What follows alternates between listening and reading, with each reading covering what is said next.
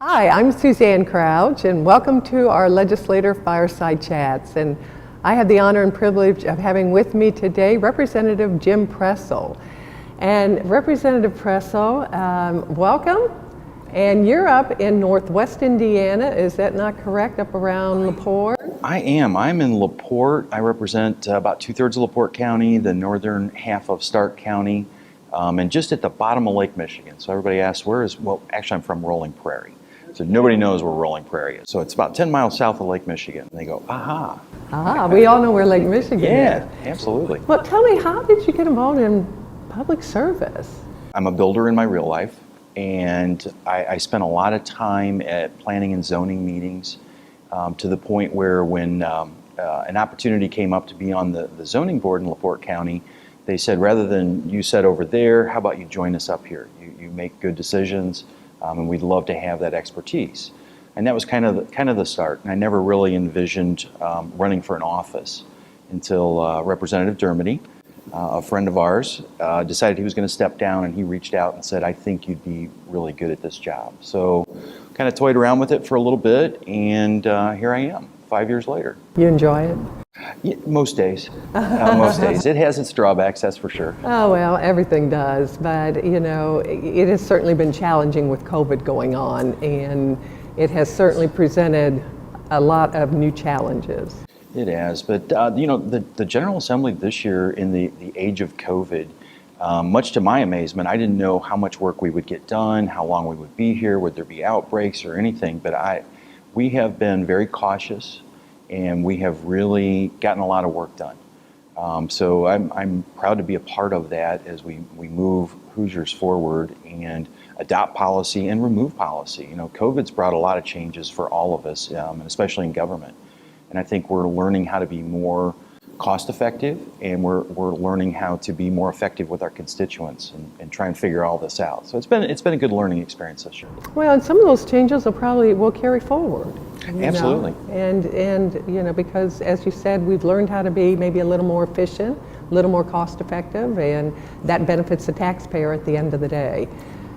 That's what we're here to do, right? Benefit our constituents, it is. That's right. And a little over 1 million Hoosiers have either gotten their first or have gotten both shots. I'm one that has gotten both shots, and it's an extremely liberating feeling to know that that's something you don't have to worry about. Right. You know, you still have to protect yourself and protect others, but... It's you know, so I just did mine this morning, probably 15 minutes ago, 20 minutes ago. A little apprehensive at first, and I don't do needles well at all. I've got a few stories that we'll save for a later time on the needles thing, but it was painless, it was quick, and I was very impressed at how fast the line moved. I mean, you're in there, you're out of there, and I do feel good about getting it. I was a little apprehensive at first. I was too, but you know, it is a liberating feeling, and it's going to get us on the road to getting back to normal. You know, when you talk about legislation, there's so many bills out there, but there's really an important bill that maybe a lot of people don't know about, and that is the cardiac arrest bill. Can you talk a little bit about that? Sure. So the sudden cardiac arrest bill, it's House Bill 1040, that actually came to me from a constituent, and it's kind of a sad story, but it's worth the fight here. So her son, Jake, died of sudden cardiac arrest during football.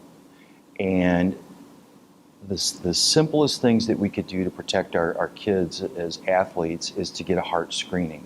And we really don't put the information out there, and a lot of people aren't aware of it. And when Julie came to me with the issue and wanted to work on it statewide to get awareness and education, I was kind of dumbfounded that we don't already do this. And it's the largest, it's the nation's #1 killer of student athletes, is sudden cardiac arrest.